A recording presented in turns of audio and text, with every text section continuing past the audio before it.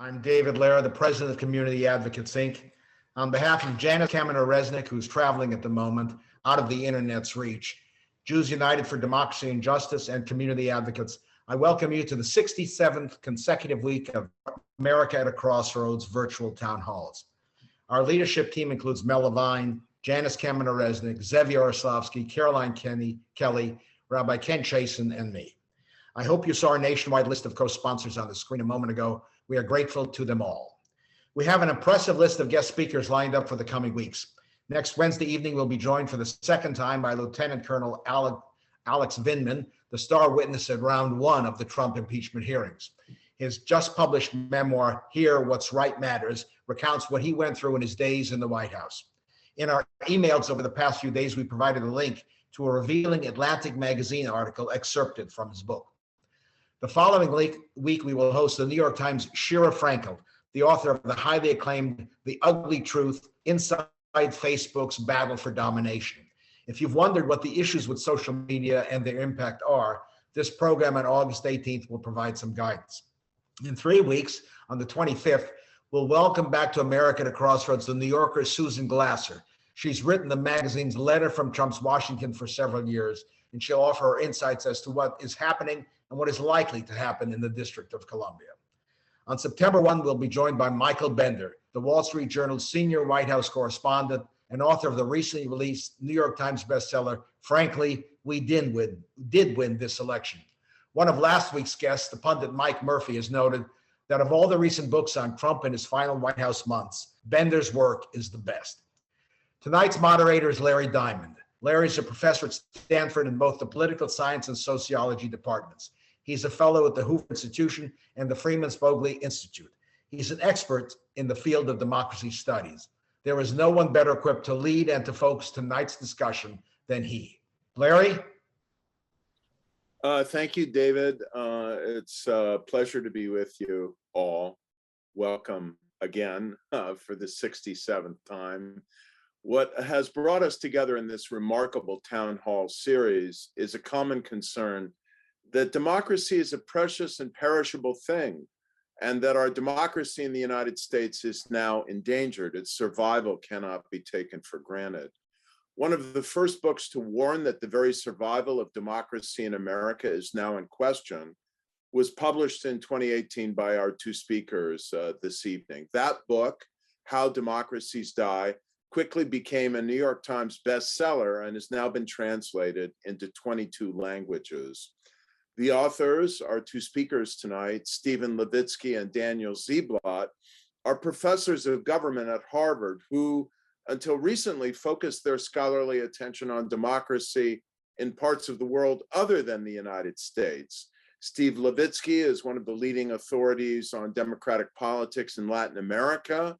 He's had a formative impact in the study of democracy and regimes around the world, introducing a concept of competitive authoritarian regimes, that is, systems of government that look like democracies on the surface, have multi-party elections, have some independent media, but do not meet minimum conditions for free and fair elections. And that book has helped to shape his thinking on the direction in which the US is heading now. Daniel Ziblatt is a specialist on the history of democratic politics and modern states in Europe, particularly Germany, and is one of the leading authorities on the role of conservative parties in the emergence of democracy. So he knows right of center parties around the world. His 2017 book on the subject won several prizes. He was the 2019 recipient of the Berlin Prize from the American Academy in Berlin and has been a recurrent visiting scholar in Germany as well as France and Italy. Steve and Daniel share other things in common. Both did their undergraduate work in California. Both did their PhDs at UC Berkeley. And as I said, they are both now teaching comparative politics and democracy at Harvard University. They're now beginning work on a new book about the current plight of democracy in the United States, based on their July 9th article in The Atlantic titled, "The Biggest Threat to Democracy is the GOP Stealing the Next Election." So if that doesn't get your attention, I don't know what will. Steve and Daniel, welcome. It's great to have you with us. Thanks, Larry. It's great to see you. I want to come a little bit later to your new thinking and your new work, but let's begin with how democracies die. You wrote this book to apply the lessons of democratic failure elsewhere in the world to the contemporary circumstances of the United States. And I think it was a pretty hard slap in the face of people who thought one thing we could take for granted is that the US would always be a democracy. So I want to be careful not to make this a political science class for the next 50 minutes, but tell us what you think the core lessons and general principles are of that book, if you could distill them into maybe a few sentences. You want me to start, Daniel? Yeah, go ahead.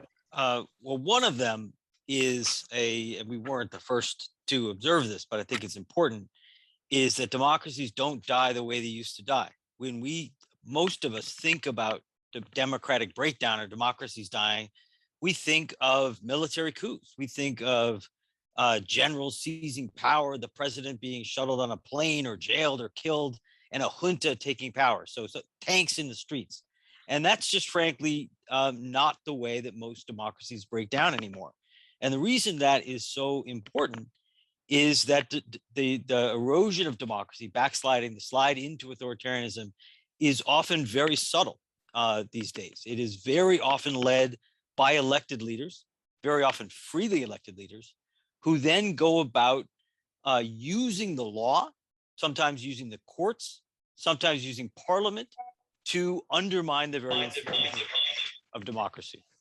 And it's really important that citizens be aware of that, because in many, many cases, from Venezuela to Hungary to Turkey, elected autocrats have undermined democracy before the majority of citizens were even fully aware of it.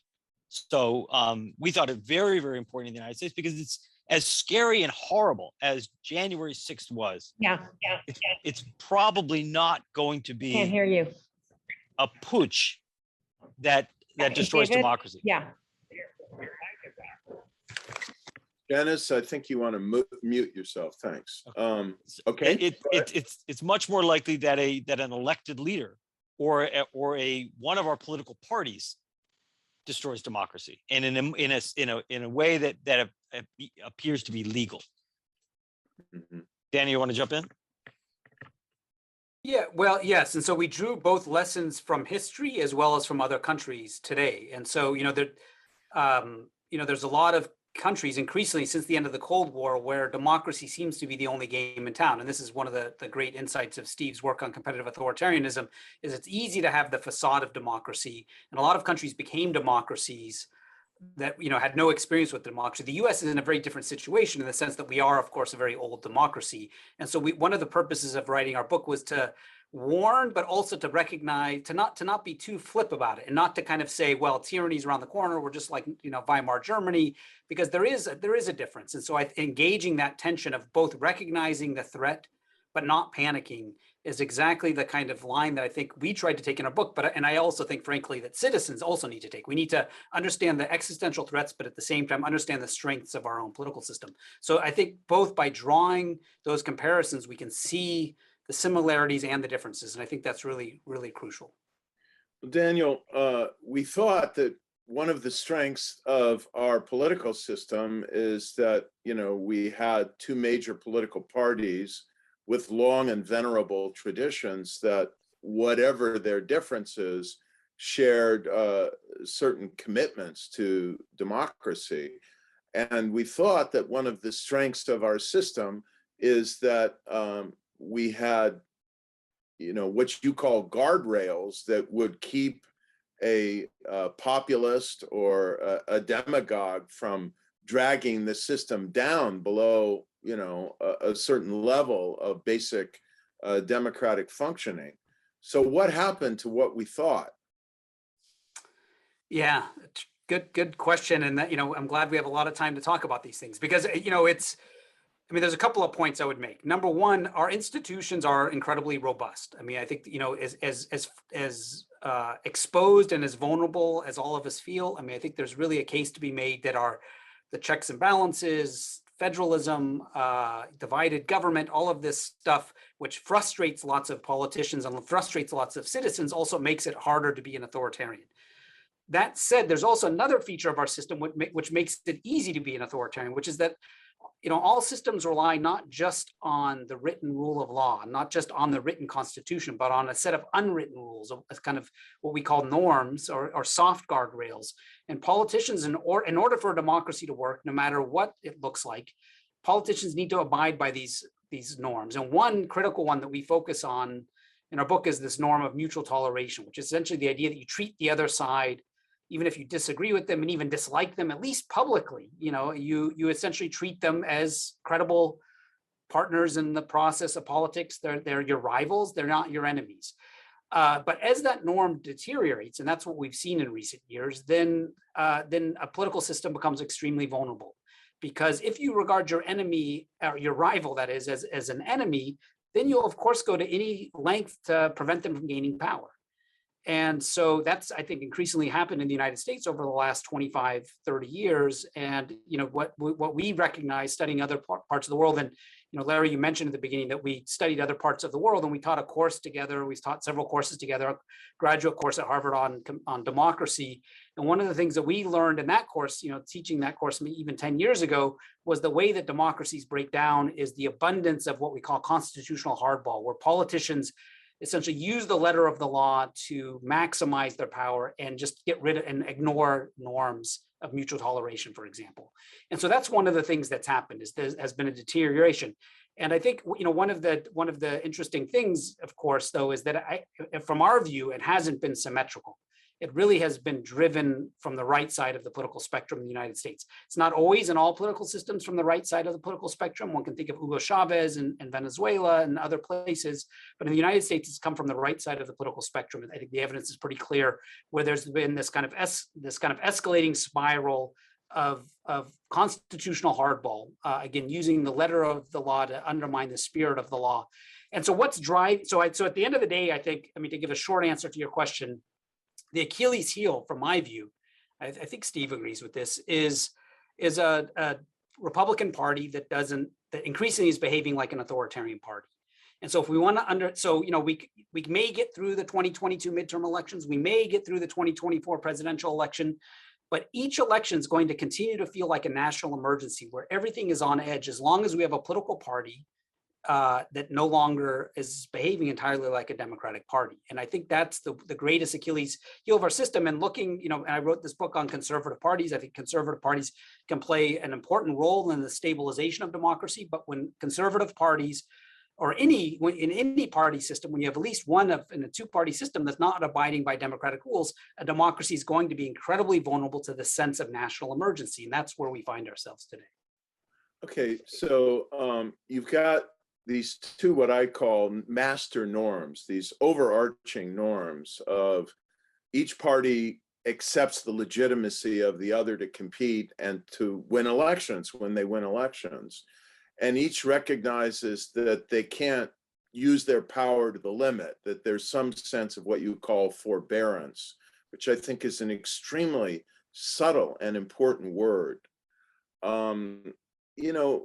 Some of the more Trumpist Republicans would argue that this is just an extension of the way American democracy has been headed for decades, that Democrats have been overreaching as well. President Obama used a lot of executive decrees. Harry Reid reined in the use of the filibuster on judicial appointments, that there's been a kind of tit for tat process. And what happened in the last 4 years and what Mitch McConnell did, if I can widen the arc of the Bill of Particulars to block the nomination of Merrick Garland, is just a continuation of the process. What's different, Steve, about what's been happening the last few years in terms of the style of behavior of the Republican Party and in particular, the Republican Party as led by Donald Trump? But I think there is a fair amount of truth to what you say, that there has been an escalation, and there has been a tit for tat process going back to the 90s and maybe even the 1980s. Particularly in executive legislative relations and the use of the filibuster and efforts to circumvent the filibuster, or circumvent legislative opposition. And so I think that's right. But I think there are also both qualitative and quantitative differences. For one, I think the vast bulk of political science scholarship lines up behind what I'm about to say, which is that, as Daniel pointed out, it's been asymmetric. I mean, I don't think that, I can't find an equivalent, even sort of before Trump, of the theft of the Merrick Garland seat, of the extraordinary gerrymandering that Tom DeLay orchestrated in 2003 in Texas, the legislative coup that was pulled off in North Carolina following the 2016 gubernatorial election. If both sides have played hardball, there's been the Republicans have, even pre-Trump, have played sort of a harder ball. I think two other differences. One, the discourse has been very different. You can find Democrats who say horrible things about Republicans, who call them fascists, et cetera. But you will not hear from Democratic Party leaders, people like Chuck Schumer or Barack Obama or Joe Biden or Nancy Pelosi, a discourse that treats the Republican Party as illegitimate or an enemy. But you will now find at the very top of the Republican Party, including the last Republican president, but not just Trump, at the very top of the Republican Party, an abandonment of the discourse of mutual toleration, treatment of the Democrats as an enemy. And then in addition to that, the behavior since 2016 has been just not only much worse than anything we saw in the 30 years prior to that, but much worse than what Daniel and I wrote about in our book. I mean, things we couldn't have imagined when we wrote the book that the majority of Republican House members would vote to overturn an election without any evidence of fraud. We obviously couldn't have imagined much of the Republican Party essentially acquiescing to the storming of the Capitol in January 2021. So, although without question, our system is polarized and both sides have been engaging in constitutional hardball, this is not a symmetric process. One party has moved in an extremist and now openly authoritarian direction, and that's the Republican Party. Larry, can I just add one thing here, that I think it's really important to distinguish between policy extremism and extremism on procedures of democracy. So that is, I think it's quite easy to find evidence that the Democratic Party, there's this progressive faction in the House of Representatives, for instance, that's moved to the left, and some people applaud that, some people are critical of that, who want a more aggressive role for the state in the management of the economy and addressing economic inequality, and whatever one thinks of that. That's different than extremism on procedure, which is essentially saying we're not going to accept the results of election, and it runs at cross purposes. So it's really important to distinguish between those two. Daniel, I don't want to embarrass you, but I think there are very few scholars in the world who've got a better grasp comparatively and historically of the role of right of center parties in democracy than you do. So help us understand, if you can, what the heck has happened to the Republican Party? So how do you compare it to, other right of center parties in Europe and their relationship to their own democracies? And how do you explain Donald Trump's ability to execute what his son-in-law correctly called a hostile takeover of this venerated institution? Yeah, so I think the first point I would make is that that it's clear that Donald Trump and the Republican Party under Donald Trump, the Trumpified Republican Party, increasingly looks very similar to radical right parties of Western Europe. in terms of the voter base, in terms of the ideology, in terms of the stance towards immigration, and in terms of the stance towards free trade, in terms of its stance towards democracy. So there's a real similarity. And so it makes sense, I think, to think of this as all one new type of family of parties in advanced established democracies. There's a couple of important differences, though. And one is that, and actually, I should just say that this is not just me saying this. There's a wonderful organization called Varieties of Democracy based in Sweden, and they go through and look at every political party in the world and rank them in terms of a whole series of questions and their public statements. And it's clear that the Republican Party for most of the post-war era looked very similar to the British Conservative Party. The German CDU was a kind of mainstream center-right party. But increasingly, beginning in the 1990s, again, they have annual data. It's really gone off the rails and looks very much more similar to radical right parties of Western Europe. A couple of important differences, though. Number one, the radical right parties of Western Europe are parties that are pretty marginal parties. They're 20% of the electorate, 30% of the electorate at most. They have never governed in Western European democracies single-handedly. There have been cases where in Austria where they've been in coalition with traditional center-right parties. What's different in our two-party system is that when this kind of faction takes over one of the mainstream parties, this is incredibly dangerous. And I think one of the strengths, supposedly, of our system was that in a two-party system, this kind of radicalism, which has always been there, I should say, through the 50s, 60s, up to the present in the post-war period, was always marginalized within the Republican Party. But if that faction can take over a party in a two-party system, then it's a kind of winner-take-all thing. Where now you have the equivalent of the AfD in Germany running one of the two major parties in the United States. So that's quite frightening. So that's the first point. A second important difference, and this is something I spent a lot of time going back and forth between Germany and the United States, and these radical right parties in Western Europe, although they're certainly anti-immigration, they're racist, they are. They have particular kind of stances on gender often that are really offensive to lots of liberals and so on, but they are much more subtle, I think, than Donald Trump ever was. So if you try to one of the things we did in our book is we came up with this litmus test to identify our political parties a threat to democracy, and the way we measured that was essentially like, does a party condone violence or politician condone violence? Do they accept the Constitution or not?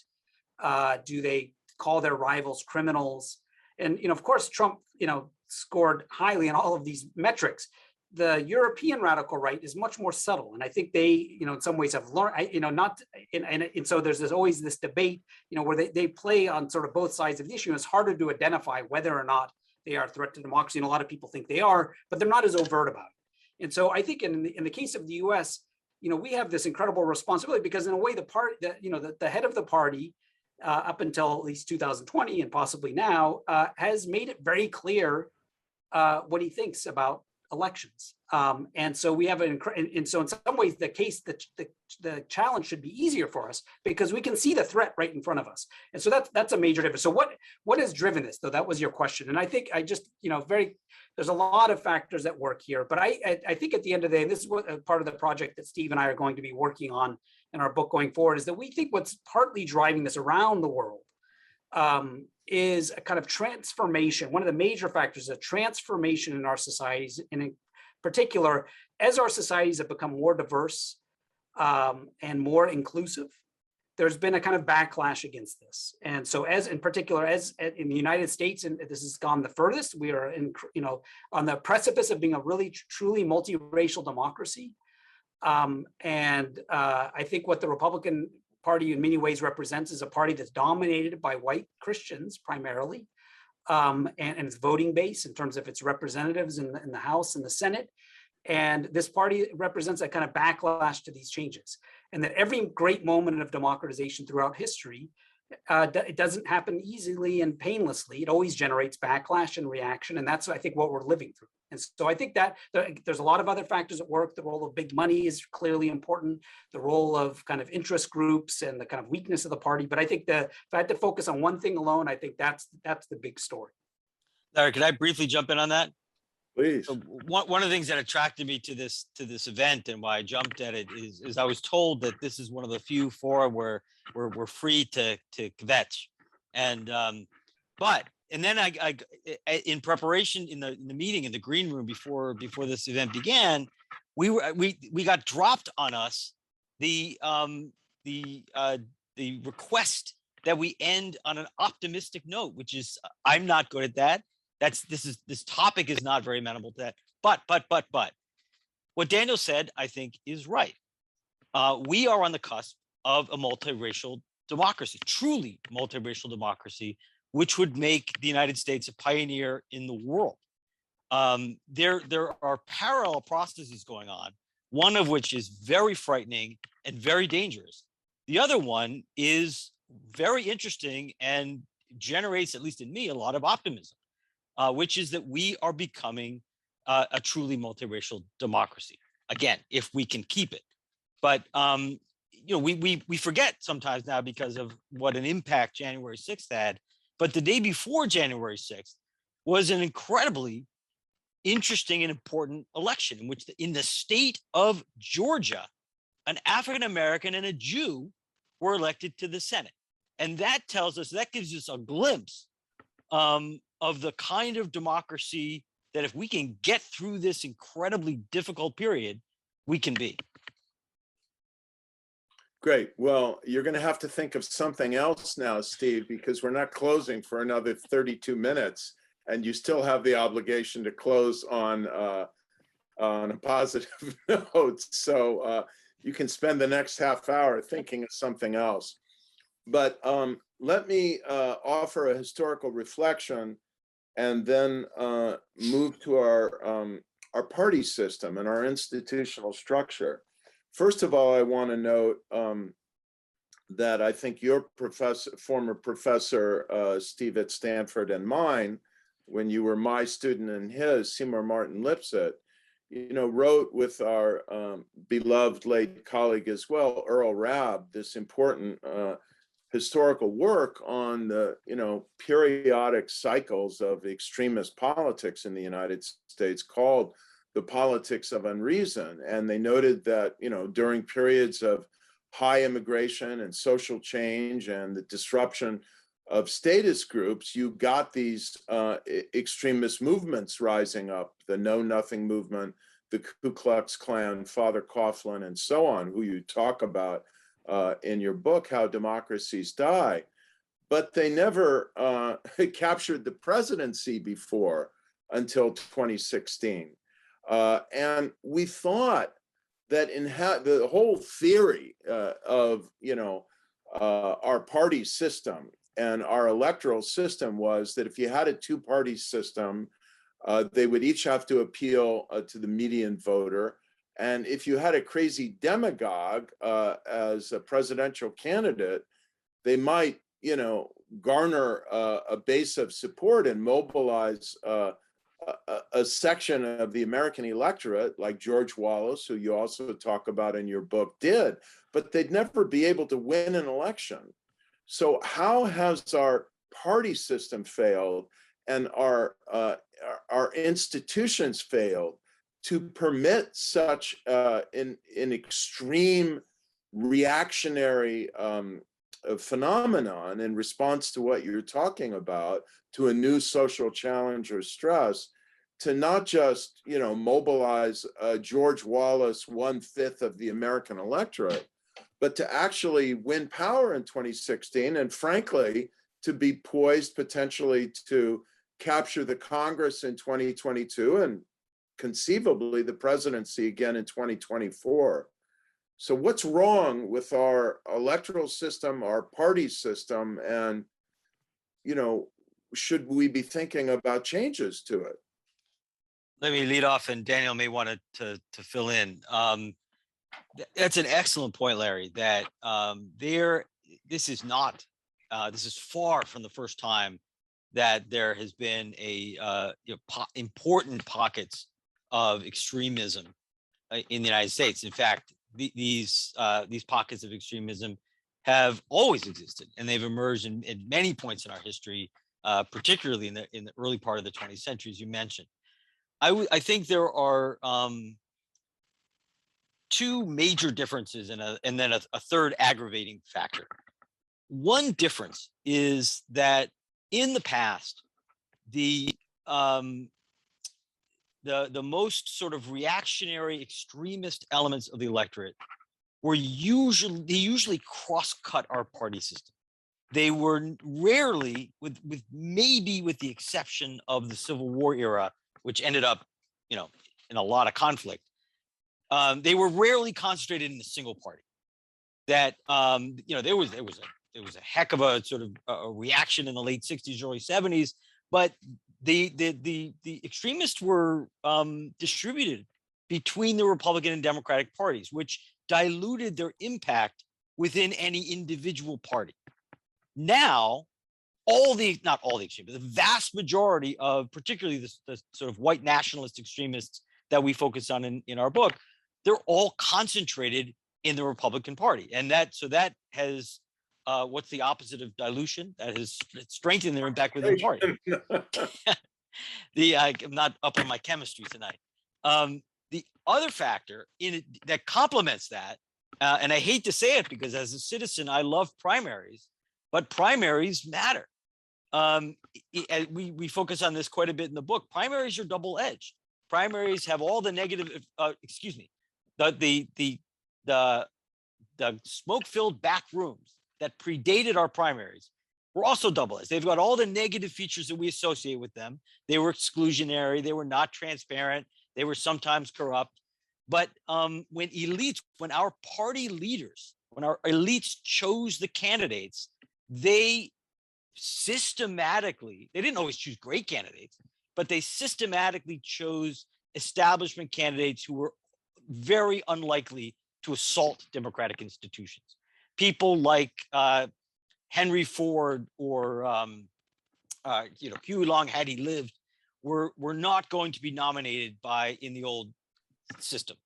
In the primary system, it's much more transparent, much more participatory, much more inclusive, much more democratic, but anybody can win. So you combine that high concentration of extremists within the Republican Party and open elections, and you open a window that didn't exist before for a demagogue.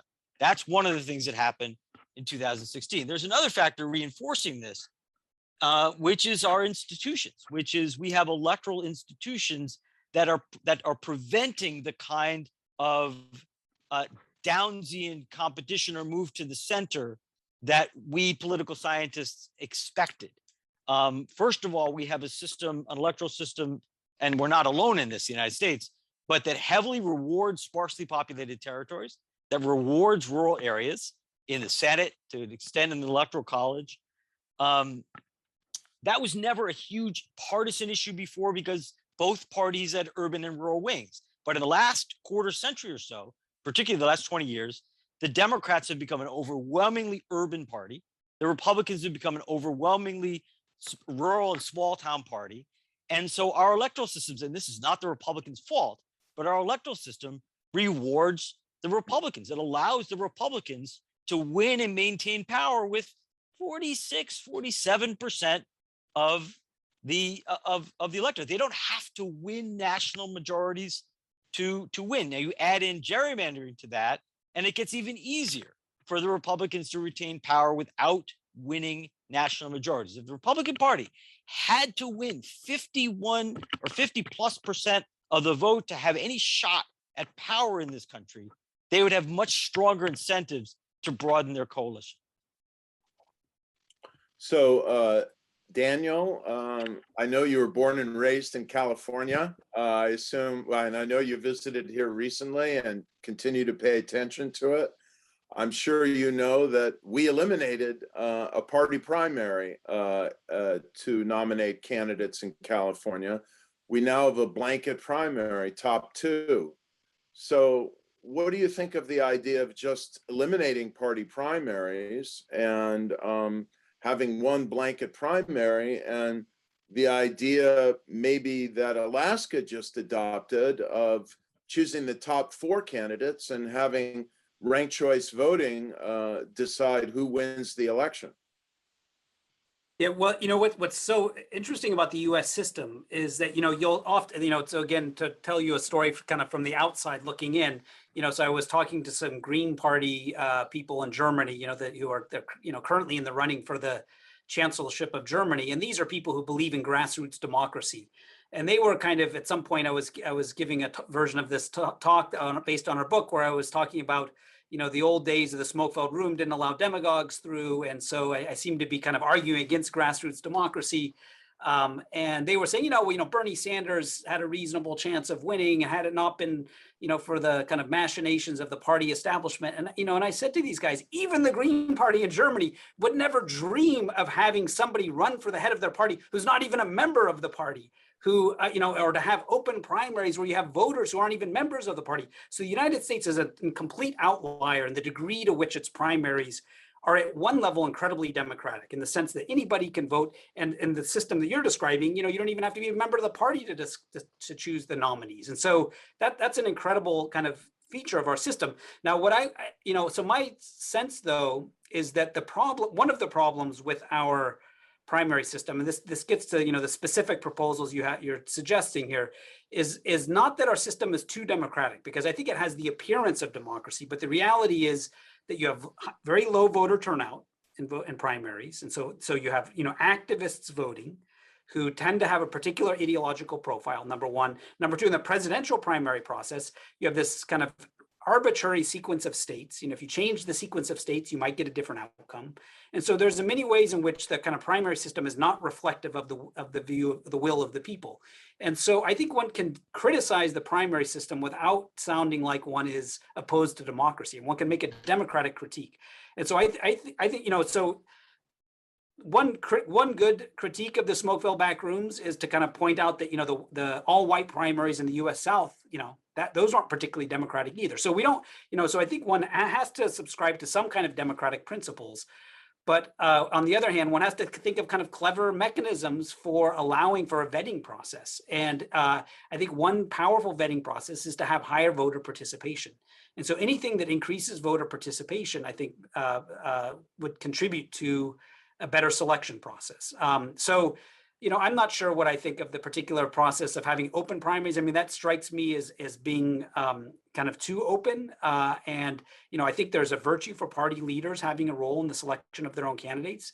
And so somehow balancing the selection process of kind of party leader, the old Democratic Party system of having super delegates combined with kind of primaries seems to me to not be a totally unreasonable system. And I think actually it turns out the Democratic Party's primary system has worked okay. I mean, the Democratic Party has ended up with pretty good candidates for president. So, I think that's not entirely so I don't know. I'm not giving you a direct answer to the particular proposal. I don't know if Steve has an idea, or Larry, you may have an idea, in fact. I have very strong ideas, and I implied it in the question, but I'm not going to interview myself. I'm going to interview you. And so I'm going to pose a different question. Well, can I just say one thing? I mean, one kind of model concrete model that I'd point to is, in a way, a 2-round presidential election. I mean, which in effect is what you're describing. So if you think of the French system, where you have a 2-round presidential election, where in the first round, one can vote for whoever one wants, and one can, it's that kind of the expressive moment where you can sort of express your anger. And then in the second round, where you have some kind of winnowing down of the candidates, where one can be much more responsible, much more strategic. I think that's worked pretty well for France, in the sense that Le Pen has done well in the first round, but then in the second round, people kind of are more measured and so on. And so in a way, what an open primary is the equivalent of a kind of 2-round section. And so in that sense, that potentially, that's the argument for that system, at least. Steve, before I pivot to your new essay and to the imminent future threat, I'll give you a chance to respond to that, but also ask you this. When I recently spoke with an Australian member of parliament and said, well, you have ranked choice voting to elect your parliament. A lot of people think that's what made your politics more moderate. He said, that's very interesting. We never thought of it that way. We always thought that what's produced kind of moderation in our politics is compulsory voting.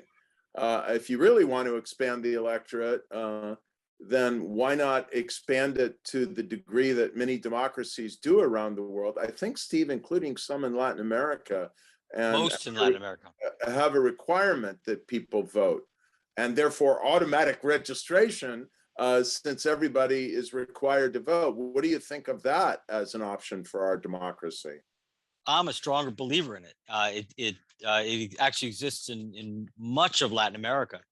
I see. I have pretty libertarian instincts in many respects, but I have no problem requiring all citizens to vote. I think it's a civic obligation and a relatively low burden to impose on people. The impact it would have, I mean, it may not be as great as particularly some progressives think. We sometimes tend to imagine that those who don't vote are kind of maybe poor and left-leaning. The evidence seems to be not so great on that front. Where there seems to be more evidence, for better or worse, is that non-voters are less interested in politics and less extreme as a result. So it probably, first of all, it's just good for democracy that everyone participates and everyone votes. So there's an inherently democratic element to mandatory voting. But I think there's at least some reason to think that it would have a depolarizing effect, that the people who would be brought into the electorate would be more moderate voters. And right now in the United States, that's probably a good thing. Daniel didn't tackle the ranked choice voting question, but I actually agree with you, Larry, that I think it's a really interesting alternative in terms of creating some incentive for our politicians, particularly on the right, to broaden their electoral coalitions. As long as the United States, as long as Republican politicians do not have an incentive to extend beyond their sort of essentially white nationalist base, our democracy is going to be under threat. Great. So let's pivot to the dangerous future and the alarm bell you're raising in your new article in the Atlantic and in the book that you're beginning to write. And I'll ask you to articulate that by posing the question that Ari asks: how serious a challenge to democracy are the voter suppression and vote counting laws that the Republicans are sponsoring and indeed passing in a number of states now? And so what danger do they constitute to our democracy?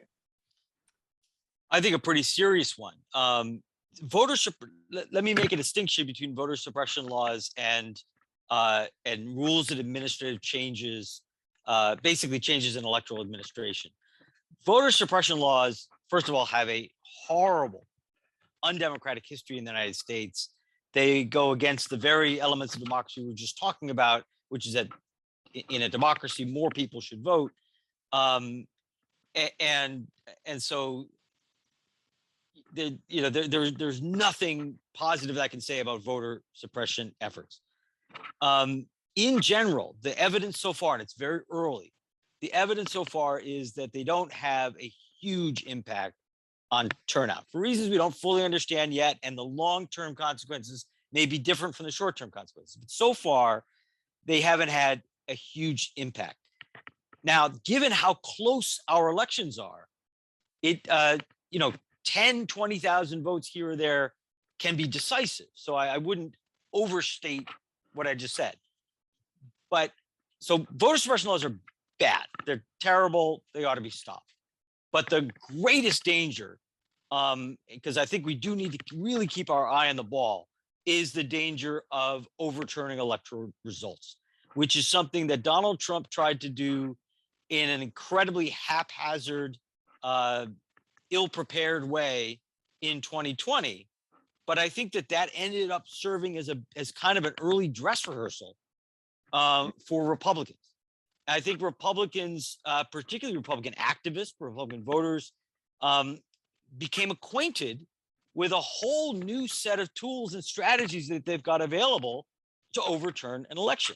Let me just I don't want to spend too much time on this, but let me take one step back. You mentioned forbearance earlier in the conversation, Larry, which is the use of restraint in deploying your own institutional power.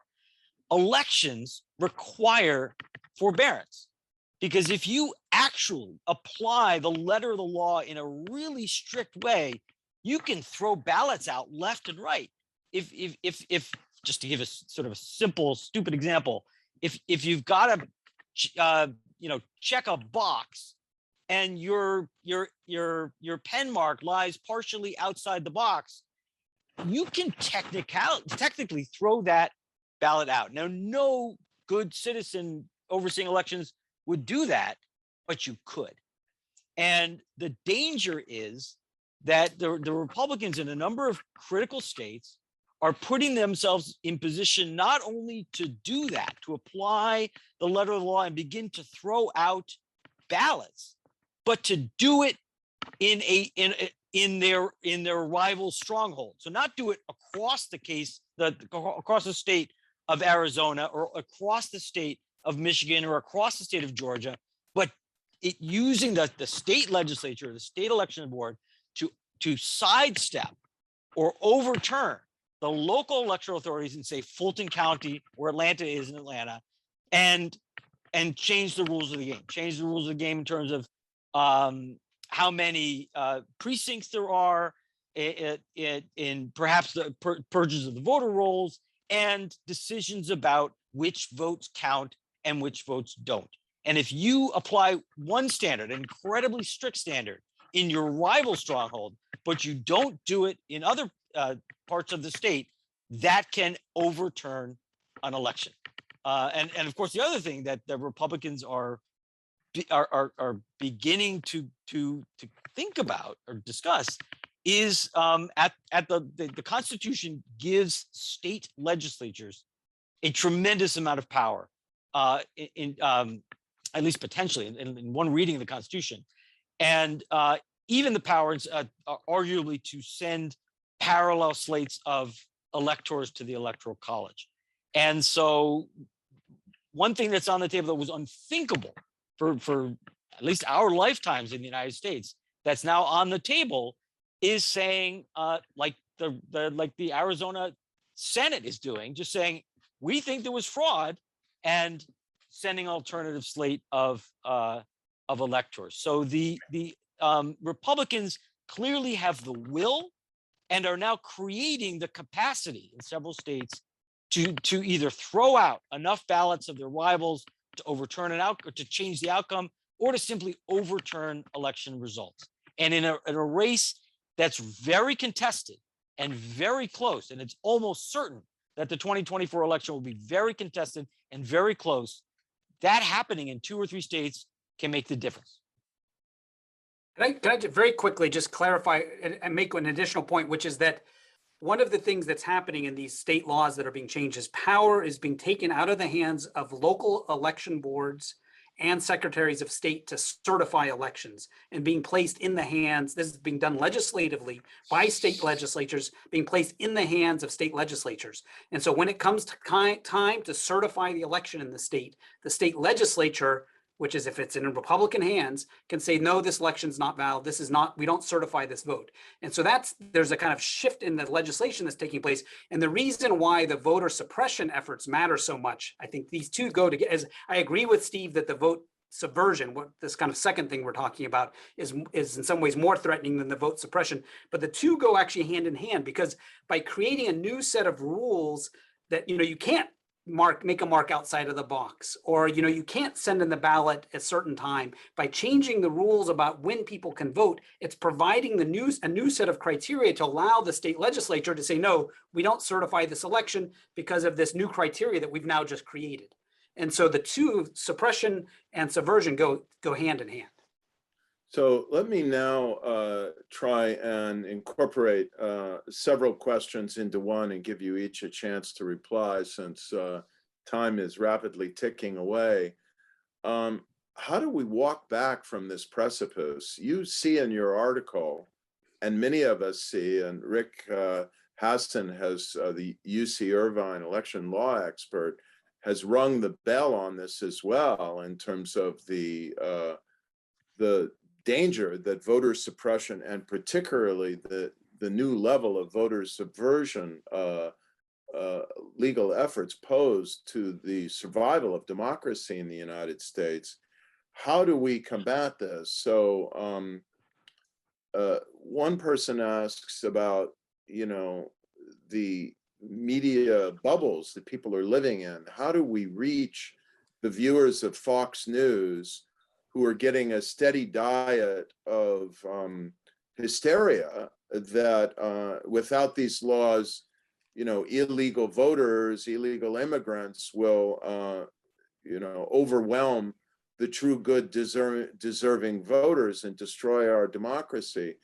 And how do we deal with the politicization of religion, the role that you mentioned, the kind of white Christian majority phenomenon? Religion is being mobilized in this regard. Is there any way of addressing this or counter mobilizing or reaching the people who are in these social or media bubbles?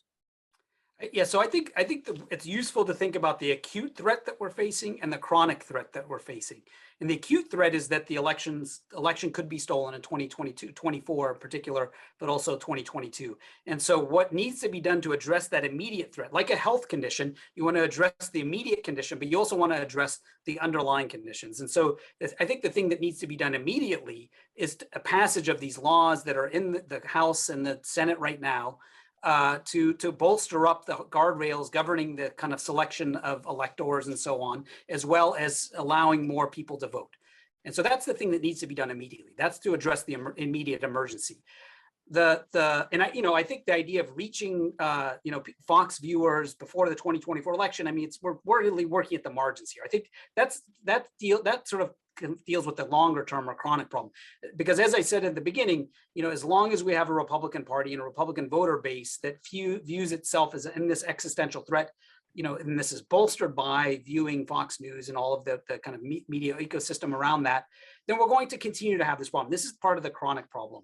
And so, I think we need to think there's multi-pronged solutions to that problem. And, one thing that I've also thought a lot about, coming again from a comparative kind of perspective, is the role of public media in other countries. And so, the United States has a very small public media marketplace. So in other words, if you look at the percentage of viewers who watch public media, which I'm sure everybody in this audience does, PBS, NPR, this is kind of sane media. It's not, it's not about left, right. It's about allowing, because it's not under market pressures, it allows for more in-depth media coverage.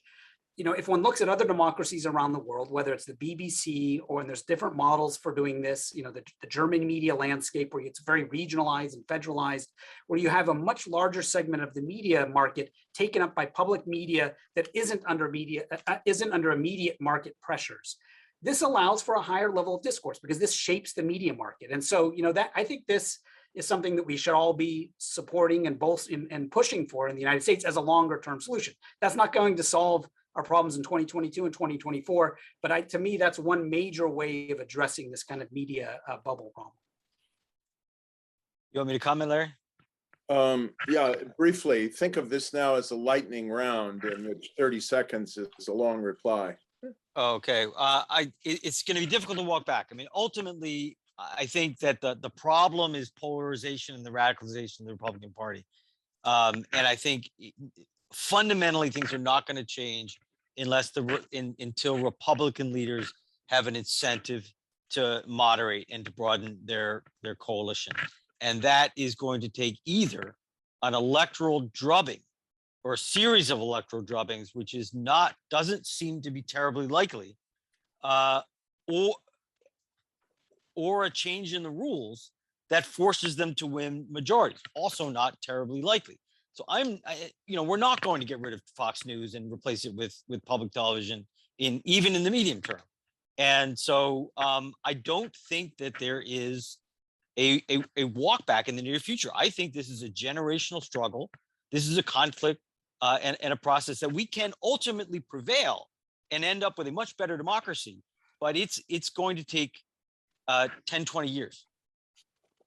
Okay, hold that thought for the closing, because the last time we had a generational struggle, it ultimately worked out okay, but it was a struggle. You have some very distinct views about prolonged minority rule.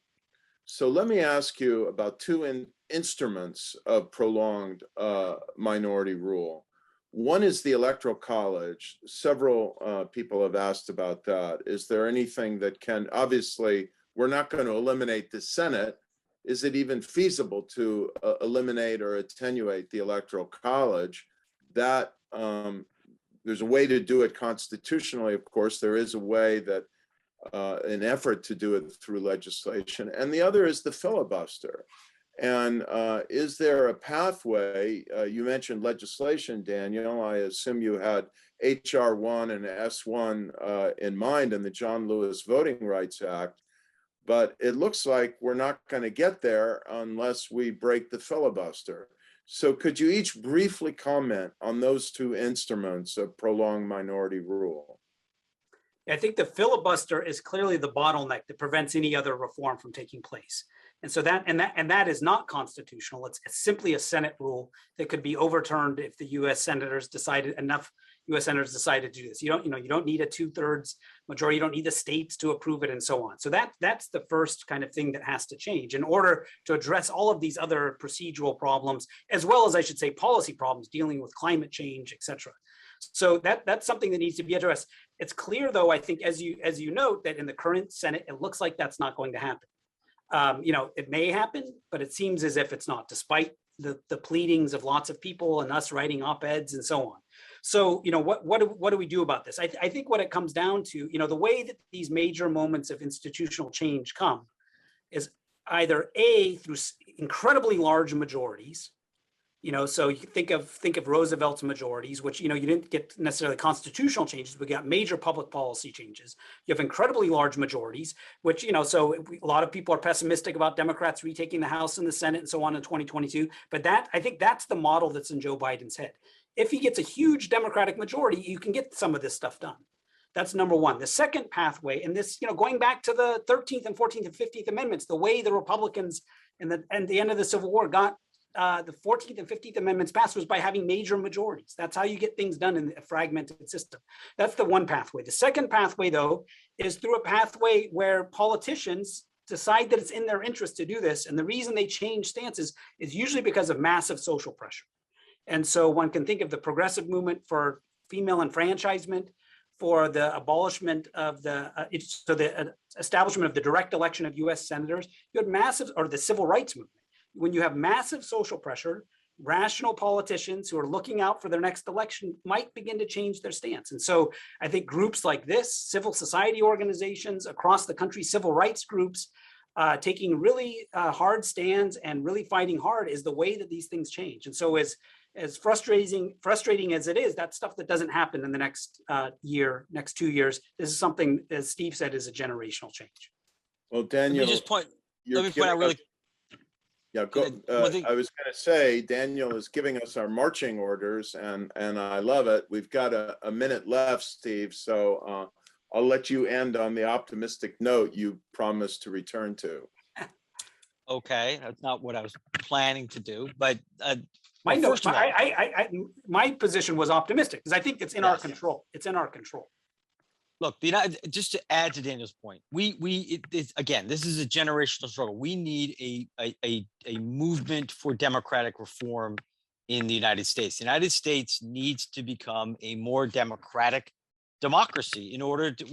There is a multiracial democratic coalition, majority coalition out there in the United States today.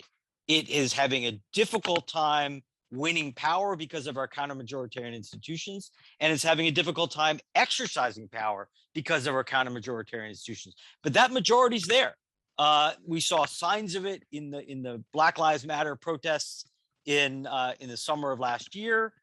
Again, we saw it, a glimpse of it in Georgia. That majority's there. The question is how to bring it, how to empower it. And just to getting back to the Electoral College and filibuster, it's really important to point out that people take these institutions as if they're really central to our democracy. They are both pre-democratic institutions. The Electoral College is an 18th century institution that no other real democracy on earth has. The United States is a total outlier. It is a laggard it is less democratic than in terms of our counter-majoritarian institutions than all other democracies in the advanced industrialized world. No other democracy routinely uses a filibuster and allows a minority to thwart a majority. And no other presidential democracy on earth has an electoral college. So I take from this, the fundamental observation that we need to keep reminding ourselves of, that democracy is not a spectator sport, and that we have mobilized before to defend and extend and renew our democracy. And we can do so again as American civil society if we have the will and the vision and the inspiration from two great scholars like yourselves. Steve Levitsky, Daniel Ziblatt, I want to thank you for this remarkable hour. To our wonderful audience, I want to remind you about next week's program, exactly 1 week from now on August 11th at 5 p.m., when Lieutenant Colonel retired Alex Vindman, a hero of the first impeachment hearings and author of the just released memoir, Here Right Matters, an American Story, will be with us. Thank you all for being with us again in very large numbers. I wish you a safe and good week, and please stay healthy. And thank you for watching and being with us.